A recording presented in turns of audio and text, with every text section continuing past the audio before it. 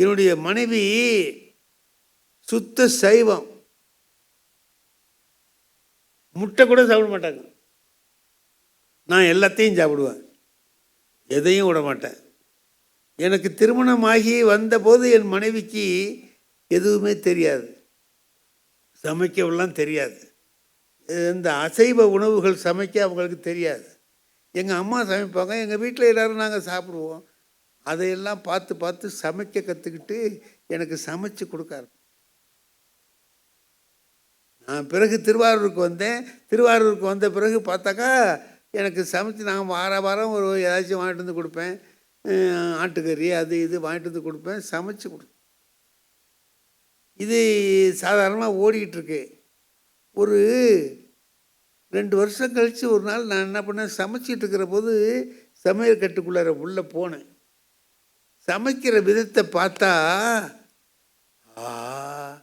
இப்படியா நடக்குது அப்படின்னு நினச்சேன். அதாவது என்னென்னா, அடுப்பில் இந்த குழம்புலாம் கொதிக்குது, அதை பார்க்குறதுக்கு மனசு இல்லாமல் இப்படி திரும்பிக்கிட்டு இப்படி கிளறாங்க.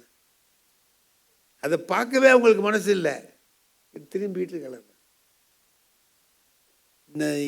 எனக்கு உள்ள சாமான், சமைக்கிற சாமானெல்லாம் எடுத்து ஒரு துணியில் கட்டி மேலே கட்டி தொங்க விட்டுருக்காங்க. அது சாதாரண நாளில் தொட மாட்டாங்க, திரும்பி பார்க்க கண்ணில் படக்கூடாதுங்கிறதுக்காக அங்கே வச்சுருக்காங்க.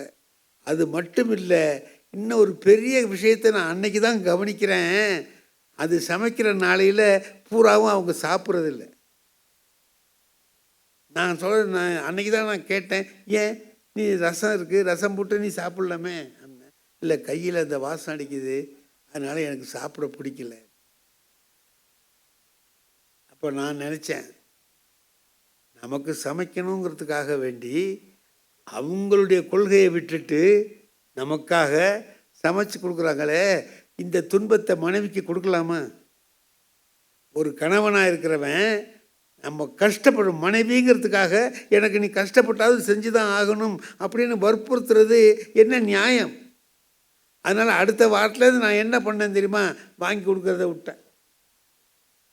வாங்கி கொடுக்கறது இல்லை, சமைக்கிறது இல்லை. 1 வாரம் 2 வாரம் பார்த்துட்டு என் மனைவி கேட்டாங்க, ஏன் வாங்கிட்டு வர மாட்டேங்கிறீங்க அப்படின்னு. எனக்கு பிடிக்கலன்ட்டு, எனக்கு பிடிக்கல, வேண்டாம், விட்டுடு அப்படின்னு சொல்லி மாற்றினேன். மனைவி கணவனை எப்படி மாற்றுறாங்க, அந்த மனைவிக்காக கணவனாக இருக்கிற நான் எப்படி மாறினேன்? இப்படி இருந்தால் தான் அது குடும்பம். நான் இப்படியே தான் இருப்பேன், நீ இப்படியே தான் இருக்கணும், 2 பேரும் சண்டை போட்டே இருக்கணும்னு சொன்னால் அது என்ன குடும்பம்? என்கிட்ட இருக்கிறது சிலது தப்பான பழக்கம் இருக்கலாம், அல்லது சரியாகவே இருக்கலாம், அவங்களுக்கு பிடிக்காமல் இருக்கலாம், அதை நாம் மாற்றிக்கலாம் இல்லையா? அதுமாதிரி எனக்கு பிடிக்காத பழக்கம் அவங்ககிட்ட இருக்கலாம், அவங்க அதை மாற்றிக்கலாம் இல்லையா? அப்படி ஒருத்தருக்கு ஒருத்தர் விட்டு கொடுத்து வாழுகிற வாழ்க்கை தான் சரியான வாழ்க்கையாக அமையும். ஆகையினால எல்லாமே இன்பமாக அமைந்துவிடும் என்றெல்லாம் நாம் சொல்ல முடியாது. சில நேரங்களில் சங்கடங்களும் வரலாம். அந்த சங்கடத்தையும் கூட நாம் நன்மையாக மாற்றிக்கொள்ள தெரிஞ்சிருக்கணும். எதிரிகள் வைவார்கள். அதாவது அறிஞர் அண்ணா அவர்கள் அப்படி போகிறார், காரில் போயிட்டுருக்கார், ராத்திரியில் எங்கேயோ ஒரு பொதுக்கூட்டம் நடக்குது, அந்த பக்கமாக போகிறாரு. அந்த பொதுக்கூட்டத்தில் பேசுகிறவர் எதிர்கட்சிக்காரரு, அவர் இவரை கடுமையாக தாக்குறார், கண்ணா அப்படின்னான்னு பேசுகிறார், அவன் இவன் அப்படி இப்படின்னு பேசுகிறார். இவர் கொஞ்ச நேரம் நிறுத்தி அதை கேட்குறார். கேட்டுட்டு மறுபடியும் போகும்போது அந்த கூட இருந்த அரங்கண்ணல்ங்கிறவர் அண்ணாவோட கூட இருந்தார். அவர் கேட்குறார், ஏன்னா நீங்கள் யாரையும் திட்ட மாட்டேங்கிறீங்களே, அவங்க ஏன் உங்களை இப்படி திட்டுறாங்கன்னு கேட்குறாரு. அதுக்கு அண்ணா ஒன்றுமே பதில் சொல்லலை, பேசாமல் இருக்கிறார். கொஞ்சம் தூரம் போனவுடனே அந்த காரு என்ன பண்ணுது, ஒரு சின்ன மாட்டு வண்டி போகுது, அதை தாண்டி அந்தாண்ட போகுது. அப்போ அதை தாண்டி தானே போகணும், சின்ன ரோட்டில் போகும்போது அதை தாண்டி அப்படி போகுது. அப்போ அந்த வண்டிக்காரர் என்ன சொல்கிறாரு, ஏண்டா அறிவு கட்ட பயிரோட பார்த்து போக்கலண்டாங்கிறார். அண்ணா சொல்கிறாரு, இப்போ அரங்கண்ணல்கிட்ட, இப்போ நாம் அவருக்கு என்ன கெடுதல் பண்ணோம்? ஒன்றும் இல்லை. ஆனால் ஏன் அவர் நம்மளை திட்டுறார்? ஒன்றே ஒன்று தான், அவரை விட நாம் வேகமாக போகிறோம், அது அவருக்கு பிடிக்கல, அதனால் திட்டுறார்.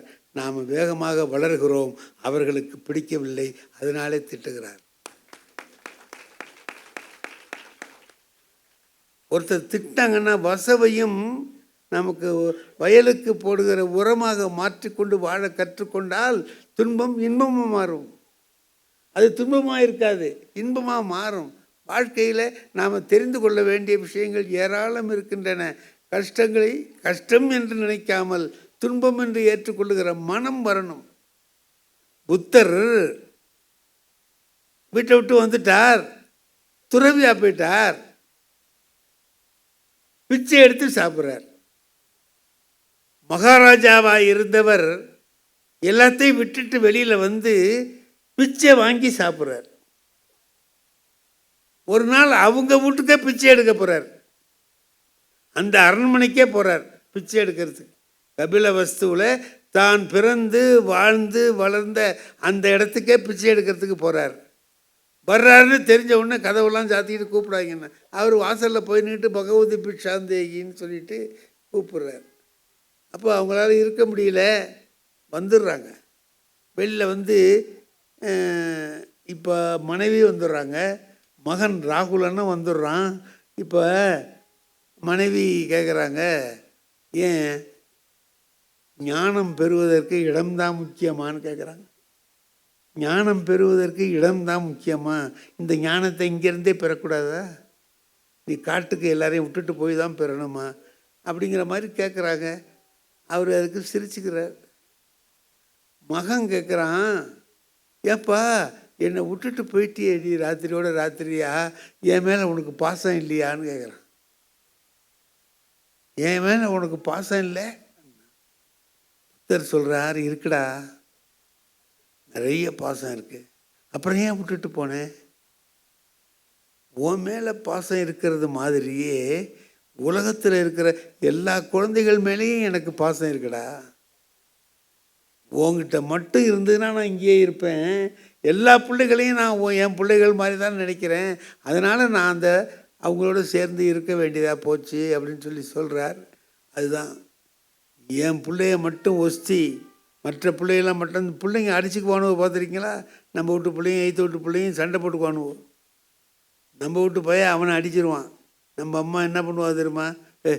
வேட ஏன்டா அவனை அடித்தேன், புள்ளப்பட உள்ளப்பட, இப்போ போகாத, கொஞ்ச நேரத்துக்கு திரும்ப போனீங்கன்னா ஒன்று அவன் அடிப்பான், சும்மா இரு அப்படின்னா.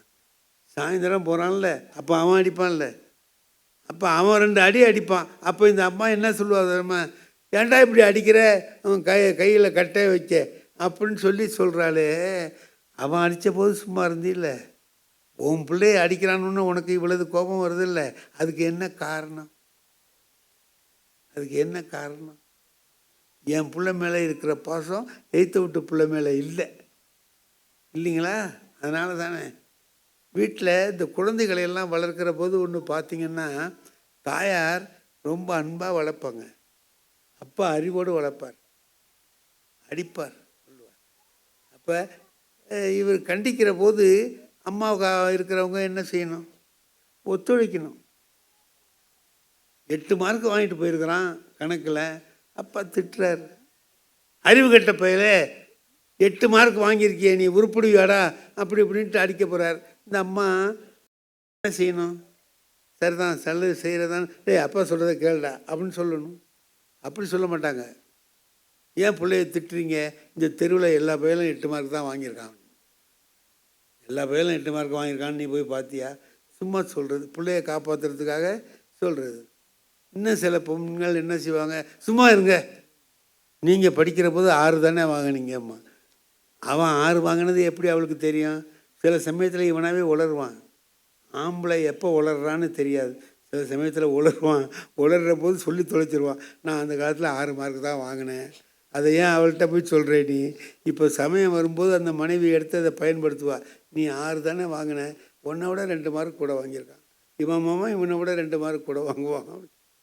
அந்த மாதிரி இல்லாமல் ஒருவரை ஒருவர் புரிந்து கொண்டு வாழ்க்கையை இன்பமயமாக ஆக்குகிற போது பிறந்த இடமும் சரி, கல்வி பயிலுகிற இடமும் சரி, அலுவல் பார்க்கிற அலுவலகமும் சரி, நம்முடைய குடும்பமும் சரி, எல்லாமே நல்லா இருக்கும். என்னை அறிமுகப்படுத்திய நண்பர் சொன்னார், வாழ்க்கைனா இன்பமாக தான் இருக்கும்னு சொல்ல முடியாது, இன்பமும் இருக்கும் துன்பமும் இருக்கும்னு சொன்னார்.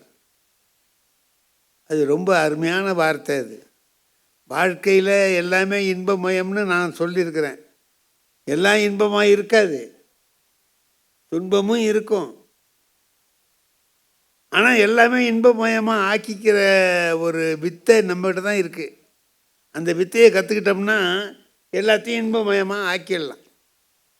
இந்த மேஜிக் செய்கிறவங்க வந்து செய்வாங்க பாருங்கள், கையில் கைக்குட்டை வச்சுருப்பாங்க, அதையே பாம்பாக்கிடுவான். கைக்குட்டை எப்படிடா பாம்பாச்சுன்னு நமக்கு தெரியாது, அது ஒரு வித்தை, அவ்வளோதான். அந்த வித்தையை செஞ்சுக்கிட்டு நம்ம தெரிஞ்சிட்டோம்னா நம்ம கூட செய்யலாம் அதெல்லாம். அந்த மாதிரி எல்லாமே இன்பமயம்னு சொன்னால் எல்லாம் இன்பம் இல்லை, இன்பமும் உண்டு துன்பமும் உண்டு. இப்போ வாழ்க்கை இருக்குது. நீங்கள்லாம் பள்ளிக்கூடத்தில் படிக்கிறீங்க, நாங்கள்லாம் ஆசிரியர்கள். நான் ஆசிரியராக இருந்து ஓய்வு பெற்றவன், ஆசிரியராக இருக்கிறவன். எனக்கு இந்த என்னுடைய பணி முழுக்க அப்படியே சந்தோஷமாக இருந்ததுன்னு சொல்ல முடியாது, அப்படியே மகிழ்ச்சியாக இருந்ததுன்னு சொல்ல முடியாது. இன்பமாக இருந்தது, துன்பமாகவும் இருந்தது. ஆனால் இப்போ சொன்னார் பாருங்க, ஆசிரியர் வேலையில் இருக்கிறவங்களுக்கு அப்படியே எல்லாரும் பெரிய விஷயம், அவங்ககிட்ட படித்தவங்க பூரா ஐஏஎஸ் ஆகிடுவான், ஐபிஎஸ் ஆகிடுவான், ஐஆர்எஸ் ஆகிடுவான், ஐஎஃப்எஸ் அப்படிலாம் கனவு காணப்படாது. ஆவான், ஒருத்தர் 2 பேர் அப்படி ஆவான், எல்லாருமே அப்படி ஆக மாட்டான். ஒரு ஆசிரியர்னா என்ன செய்யணும்? என்கிட்ட படிக்கிறவங்க எல்லாரையும் தலை மாணாக்கனா ஆக்கிறதுக்கு உள்ள முயற்சியை நான் செய்யணும். செய்வேன், செய்யாமல் இருக்க மாட்டேன், செய்வேன். எல்லாரும் வர்றாங்களா? இல்லையே. என் வகுப்பில் பேப்பர் திருத்தி கொண்டு போய் கொடுக்குறேன், அரையாண்டு தேர்வு பேப்பர்லாம் திருத்தி கொண்டு போய் கொடுக்குறேன். ஒரு பையன் 98 வாங்கியிருக்கான், தமிழில் 100க்கு 98 மார்க் வாங்கியிருக்கான். எனக்கு ரொம்ப மகிழ்ச்சியாக இருந்துச்சு, நிறைய மார்க் வாங்கியிருக்கான். எல்லாருக்கும் பேப்பர் கொடுத்துட்டேன். கடைசி மார்க்கு ஒருத்தன் வாங்கியிருக்கான், 4 மார்க் வாங்கியிருக்கான். 100க்கு 4 மார்க் தான் வாங்கியிருக்கிறான். எல்லோரும் இந்த பிறகு பார்த்தேன், இந்த நிறைய மார்க் வாங்கியிருக்கிறவனே பாராட்டுவோம், 98 மார்க் வாங்கியிருக்கிறவனை பாராட்டணும் இல்லையா, நிறைய வாங்கியிருக்கானே பாராட்டுவோம்னு சொல்லி அவங்ககிட்ட போய் பாராட்டலாம்னு போகிறேன். அவன் மேம்னு அழுதுகிட்டே இருக்கிறான். அழுகுறான்னா தேம்பி தேம்பி அழுதுகிட்டே இருக்கிறான். ஏய், நீ தாண்டா கிளாஸ்லேயே ஃபஸ்ட்டு, உன்னை நான் பாராட்டலாம்னு வர்றேன், நீ ஏன்டா அழுதுகிட்டு இருக்கிற அப்படின்னு. எங்கள் அப்பா பள்ளிக்கூடத்துக்கு வரும்போதே சொல்லி அனுப்புனார் சார். என்னடா சொன்னார்? எல்லாத்துலேயும் 100க்கு 100 வாங்கினா வீட்டுக்கு வா, இல்லை எங்கேயாவது ஓடிவிடு. நீ வந்த நான் அடித்து உடனே வேலையை முடிச்சிடுவேன். எல்லாத்துலேயும் 100க்கு 100ஓட வீட்டுக்கு வா இன்றைக்கி சாயந்தரம் அப்படின்னு சொல்லி அனுப்புனார் சார். கணக்கில் 100க்கு 100 வாங்கிட்டேன் சார். முதல் பீரியடு கணக்கு பேப்பர் வந்துச்சு, 100க்கு 100 வாங்கிட்டேன். அடுத்த பீரியடு இங்கிலீஷ் பேப்பர் வந்துச்சு சார், அதுலேயும் 100க்கு 100 வாங்கிட்டேன் சார். இப்போ 3வது பீரியடு நீங்கள் வந்து கொடுக்குறீங்க, 2 குறைஞ்சி போச்சு சார், எங்கள் அப்பா கொன்னுடுவார் சார். டேய், உங்கள் அப்பாவே எனக்கு தெரியும், நான் போய் சொல்கிறேன் அவர்கிட்ட, நீ தான் நிறைய மார்க் வாங்கியிருக்கிற இந்த கிளாஸ்லேயே, நீ இதுக்காக அழுதுகிட்டு இருக்காத, சும்மா இரு, நான் உங்கள் அப்பாட்ட வந்து சாயந்தரத்துக்கு நான் சொல்கிறேன்டான்னு.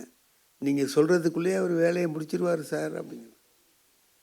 சும்மா இருடா, கவலைப்படாத அப்படின்னு சொல்லிட்டு வந்துட்டு இந்த 4 வாங்கினவனை போய் 4 திட்டுவோம். 100க்கு 4 வாங்கியிருக்கானே இவனை போய் கண்ணா பின்னான்னு திட்டலான்ட்டு போகிறேன். அவன் என்ன செய்கிறான், இந்த பேப்பரை எடுத்து ஒவ்வொருத்தட்டியாக காட்டுறான் சார்.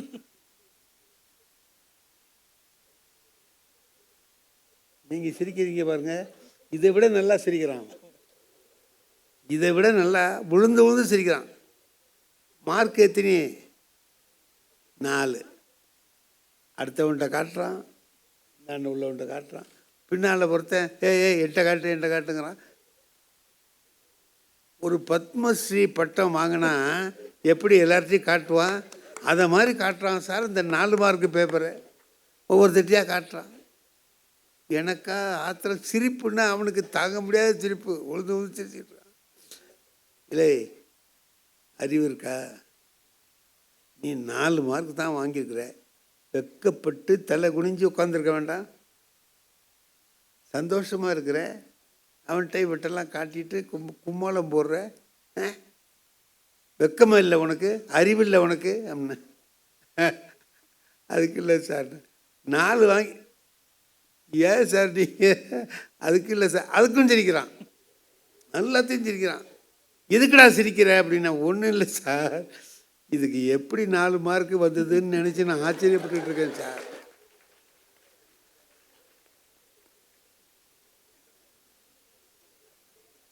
எப்படா 4 வந்துச்சுன்னு நினச்சி நான் வாங்கி பார்க்குறேன். உண்மைதான், அது 4 மார்க்கு வர்றதுக்கு உள்ள வாய்ப்பே இல்லை. சும்மா அங்கங்கே ரைட்டு மாதிரி இருந்தது, ஒரு 1/4 மார்க்கு 1/2 மார்க்கு போட்டோமா, அதில் ஒரு 4 வந்துட்டு அவனுக்கு அது தாங்கலை. இது வரைக்கும் வாங்கினதுலேயே ஃபஸ்ட்டு மார்க்கு தான் சார் அப்படிங்கிற.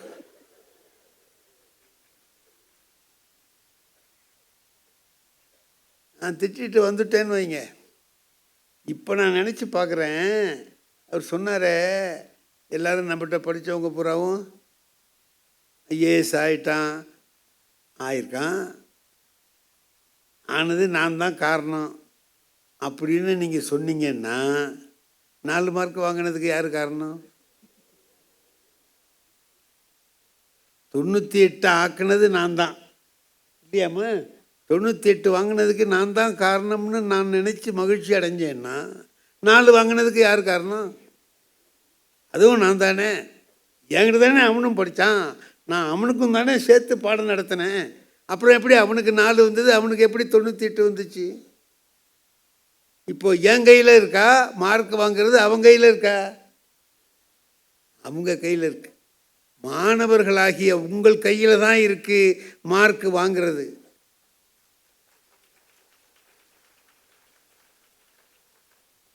ஆசிரியர் சொல்லி கொடுத்துட்டு போடுவார், அவருக்கு தெரிஞ்சதை பூரா சொல்லி கொடுப்பார். நீங்கள் நல்லா வரணும், நிறையா எல்லாருமே 100 வாங்கணும் அப்படின்னு நினச்சி தான் அவர் பாடம் நடத்துவார். வாங்கிடுறீங்களா நீங்கள்? இல்லை. அதுக்கு தான் நான் ஒன்று சொன்னேன், அது இந்த இதிலெல்லாம் இருக்குது, யூடியூப்லலாம் வந்துருக்கு. நான் சொல்லுவேன், என்கிட்ட படித்தவர் டிஐஜியாக இருந்தார். டிஐஜி அவர் பேர் முருகன்னு பேர். அவர் என்கிட்ட படித்தவர். ஒவ்வொரு தடவையும் அவர் எப்போது ஃபோனில் பேசுவார் கொள்வார். அதெல்லாம் பார்க்குறதுக்கு எனக்கு மகிழ்ச்சியாக இருக்கும்.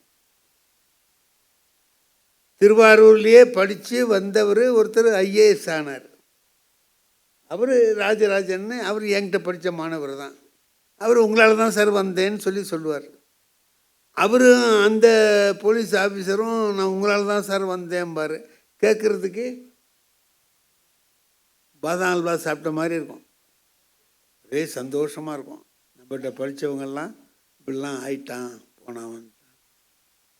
ஒரு டீ கடைக்கு டீ குடிக்க போனேன். அங்கே ஒரு டீ கிளாஸ் கழுவிக்கிட்டு இருக்கிறான். நான் பார்த்தா அவனை எங்கேயோ பார்த்த மாதிரி இருந்துச்சு. நான் பார்த்த மாதிரி இருக்கே, நான் அவனை கவனித்தேன். அவனும் கழுவுறதை நிறுத்திவிட்டு என்ன கவனித்தான். நான் அவனை பார்க்குறேன், அவன் என்ன பார்க்குறான். இப்படி பார்த்துட்டே இருந்தோம். கடைசியில் கேட்டான், என்ன சார் பார்க்குறீங்கன்னு கேட்டான். இல்லைப்பா, உன்னை எங்கேயோ பார்த்த மாதிரி இருக்கே. என்ன எங்கேயோ பார்த்த மாதிரி? என்ன உங்கள்கிட்ட தானே சார் படித்தேன்னா. என்கிட்ட படிச்சுட்டு ஏன்டா இந்த வேலைக்கு வந்திருக்கேன்? என்ன அது என் சொந்த திறமையில் தேடிக்கிட்ட வேலை என்ன. அப்படின்னா என்ன அர்த்தம் தெரியுமா? உங்கள்கிட்ட படித்ததோடு இருந்திருந்தா இந்த வேலைக்கு நான் லாயக்கு இல்லாமல் போயிருப்பேன். என்கிட்ட ஒரு திறமை இருந்ததுனால இந்த வேலைக்கு வந்தேன்னு சொல்கிறேன். இப்போ இவனை நினச்சி நான் வருத்தப்படுறதா, அவங்கள நினச்சி பெருமைப்படுறதா? பாருங்க, நம்ம ஒருத்தருக்கு ஒன்று தெரியும், ஒருத்தருக்கு ஒன்று தெரியாது. மனைவிக்கு ஒன்று தெரிஞ்சிருக்கும், கணவனுக்கு அது தெரியாது. கணவனுக்கு தெரிஞ்சது மனைவிக்கு சில சமயத்தில் தெரியாமல் இருக்கும். அதுக்காக ஒருத்தர் குறை சொல்லாமல் 2 பேரும் கலந்து பேசி வாழுகிற வாழ்க்கையை வாழுகிற பொழுது எல்லாமே இன்பமயமாக வரும் என்பதை சொல்லி அருமையாக கேட்ட உங்கள் எல்லோருக்கும் என்னுடைய உளமார்ந்த மனமார்ந்த நன்றியையும் வணக்கத்தையும் தெரிவித்து விடைபெறுகிறேன். நன்றி, வணக்கம்.